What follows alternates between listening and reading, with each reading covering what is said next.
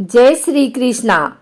आइए सुनते हैं सिंहासन बतीसी में 11वीं पुतली त्रिलोचना की कथा। राजा भोज हर दिन तैयार होकर सिंहासन पर बैठने के लिए राज दरबार पहुंचते रहे और हर दिन दिव्य सिंहासन की सुंदर पुतलियां जागृत होकर उन्हें टोकती रही। हर पुतली उन्हें राजा विक्रमादित्य के त्याग और शौर्य की अतुलनीय गाथा सुनाकर सिंहासन पर बैठने से रोक देती। अब तक आप 10 पुतलियों द्वारा सुनाई कथा सुन चुके हैं। आइए आज सुनते हैं 11वीं पुतली त्रिलोचना की कथा। अगले दिन राजा भोज जब दरबार में पहुंचे तो 11वीं पुतली त्रिलोचना जैसे जागृत होने के लिए तैयार ही बैठी थी। त्रिलोचना बोली, हे राजा भोज, आप प्रतिदिन इस सिंहासन पर बैठने के लिए आते हैं और राजा विक्रमादित्य की कथा सुनने के बाद लौट जाते हैं, फिर भी आपने अब तक हिम्मत नहीं हारी। राजा भोज का अभिमान अब कम हो चला था। वे विनम्रता पूर्वक बोले, हे सुंदरी, आप हमें राजा विक्रमादित्य की कौन सी कथा सुनाने वाली हैं? कृपा सुनाएं।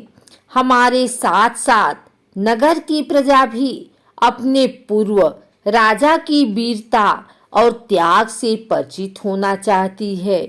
त्रिलोचना ने मुस्कुराकर कहा, कथा आरंभ कर रही हूँ। हे राजन, राजा विक्रमादित्य बहुत बड़े प्रजापालक थे। उन्हें हमेशा अपनी प्रजा की सुख समृद्धि की ही चिंता सताती रहती थी। एक बार उन्होंने एक महायज्ञ करने की ठानी। असंख्य राजा महाराजाओं, पंडितों और ऋषियों को आमंत्रित किया। यहाँ तक कि देवताओं को भी उन्होंने नहीं छोड़ा। पवन देवता को उन्होंने खुद निमंत्रण देने का मन बनाया तथा समुद्र देवता को आमंत्रित करने का काम एक योग्य ब्राह्मण को सौंपा। दोनों अपने काम से विदा हुए। जब विक्रम वन में पहुंचे तो उन्होंने ध्यान करना शुरू किया ताकि पवन देव का पता ठिकाना ज्ञात हो। योग साधना से पता चला कि पवन देव आजकल सुमेरु पर्वत पर वास करते हैं।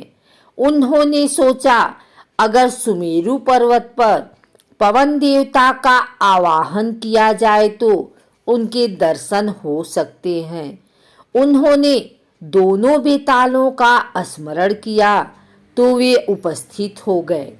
उन्होंने उन्हें अपना उद्देश्य बताया। बेतालों ने उन्हें आनन फानन में सुमेरु पर्वत की चोटी पर पहुंचा दिया। चोटी पर इतनी तेज हवा थी कि पैर जमाना मुश्किल था। बड़े बड़े वृक्ष और चट्टान अपनी जगह से उड़कर दूर चले जा रहे थे, मगर विक्रम तनिक भी विचलित नहीं हुए। वे योग साधना में सिद्धहस्त थे, इसलिए एक जगह अचल होकर बैठ गए। बाहरी दुनिया को भूलकर पवनदेव की साधना में रत हो गए। न कुछ खाना पीना, सोना और आराम करना भूलकर साधना में लीन रहे। आखिरकार पवन देव ने सुधि ली। हवा का बहना बिल्कुल थम गया। मंद मंद बहती हुई वायु शरीर की सारी थकान मिटाने लगी। आकाशवाणी हुई, हे राजा विक्रमादित्य, तुम्हारी साधना से हम प्रसन्न हुए। अपनी इच्छा बताएं। विक्रम अगले ही क्षण सामान्य अवस्था में आ गए और हाथ जोड़कर बोले कि वे अपने द्वारा किए जा रहे महायज्ञ में पवन देव की उपस्थिति चाहते हैं। पवन देव के पधारने से उनके यज्ञ की शोभा बढ़ेगी। यह बात विक्रम ने इतना भावुक होकर कही कि पवनदेव हंस पड़े। उन्होंने जवाब दिया कि सशरीर यज्ञ में उनकी उपस्थिति असंभव है। वे अगर सशरीर गए तो विक्रम के राज्य में भयंकर आंधी तूफान आ जाएगा। सारे लहलहाते खेत, पेड़ पौधे, महल और झोपड़ियां सब की सब उजड़ जाएंगी। रही उनकी उपस्थिति की बात तो संसार के हर कोने में उनका वास है। इसलिए वे अप्रत्यक्ष रूप से उस महायज्ञ में उपस्थित रहेंगे। विक्रम उनका अभिप्राय समझकर चुप हो गए। पवनदेव ने उन्हें आशीर्वाद देते हुए कहा कि उनके राज्य में कभी अनावृष्टि नहीं होगी और कभी दुर्भिक्ष का सामना उनकी प्रजा नहीं करेगी।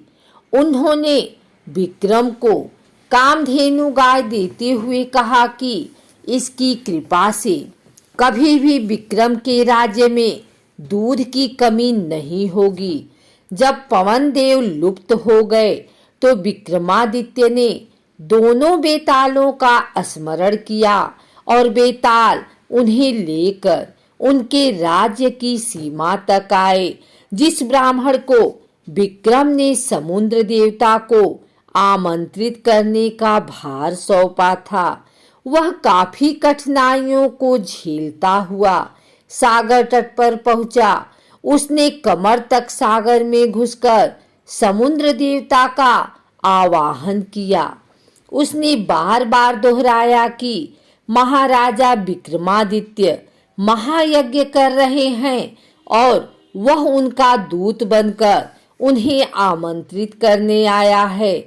अंत में समुद्र देवता असीम गहराई से निकलकर उसके सामने प्रकट हुए। उन्होंने ब्राह्मण से कहा कि उन्हें उस महायज्ञ के बारे में पवन देवता ने सब कुछ बता दिया है।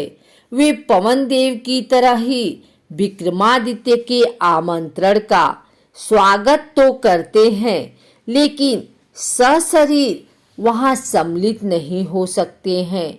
ब्राह्मण ने समुद्र देवता से अपना आशय स्पष्ट करने का सादर निवेदन किया तो वे बोले कि अगर वे यज्ञ में सम्मिलित होने गए तो उनके साथ अथाह जल भी जाएगा और उसके रास्ते में पड़ने वाली हर चीज डूब जाएगी। चारों ओर प्रलय सी स्थिति पैदा हो जाएगी, सब कुछ नष्ट हो जाएगा। जब ब्राह्मण ने जानना चाहा कि उसके लिए उनका क्या आदेश है तो समुद्र देवता बोले कि वे विक्रम को सकुशल महायज्ञ संपन्न कराने के लिए शुभकामनाएं देते हैं। अप्रत्यक्ष रूप में यज्ञ में आधोपति विक्रम उन्हें महसूस करेंगे, क्योंकि जल की एक एक बूंद में उनका वास है। यज्ञ में जो जल प्रयुक्त होगा उसमें भी वे उपस्थित रहेंगे। उसके बाद उन्होंने ब्राह्मण को 5 रत्न और 1 घोड़ा देते हुए कहा, मेरी ओर से राजा विक्रमादित्य को यह उपहार दे देना। ब्राह्मण घोड़ा और रत्न लेकर वापस चल पड़ा। उसको पैदल चलता देख वह घोड़ा मनुष्य की बोली में उससे बोला कि इस लंबे सफर के लिए वह उसकी पीठ पर सवार क्यों नहीं हो जाता। उसके नानुकुर करने पर घोड़े ने उसे समझाया कि वह राजा का दूत है, इसलिए उसके उपहार का उपयोग वह कर सकता है। ब्राह्मण जब राजी होकर बैठ गया तो वह घोड़ा पवन वेग से उसे विक्रम के दरबार ले आया। घोड़े की सवारी के दौरान उसके मन में इच्छा जगी, काश यह घोड़ा मेरा होता। जब विक्रम को उसने समुद्र देवता से अपनी बातचीत सविस्तार बताई और उन्हें उनके दिए हुए उपहार दिए। तब बिना कुछ कहे ही राजा विक्रमादित्य ने कहा कि पांचों रत्न तथा घोड़ा ब्राह्मण को ही प्राप्त होने चाहिए, चूंकि रास्ते में आने वाली सारी कठिनाइयां उसने राजा की खातिर हंसकर झेली। उनकी बात समुद्र देवता तक पहुंचाने के लिए उसने कठिन साधना की। ब्राह्मण रत्न और घोड़ा पाकर अति प्रसन्न हुआ। इतना कहकर त्रिलोचना बोली, राजन, विक्रमादित्य की तरह प्रजापालक और अत्यंत दयालु राजा ना हुआ है और न होगा। अगर इस सिंहासन पर बैठने की लालसा है तो आपको भी उनके गुणों को आत्मसात करना होगा। त्रिलोचना पुनः पुतली रूप में सिंहासन पर स्थापित हो गई। अगले दिन 12वीं पुतली पद्मावती ने रोका राजा भोज का रास्ता और सुनाई आकर्षक गाथा।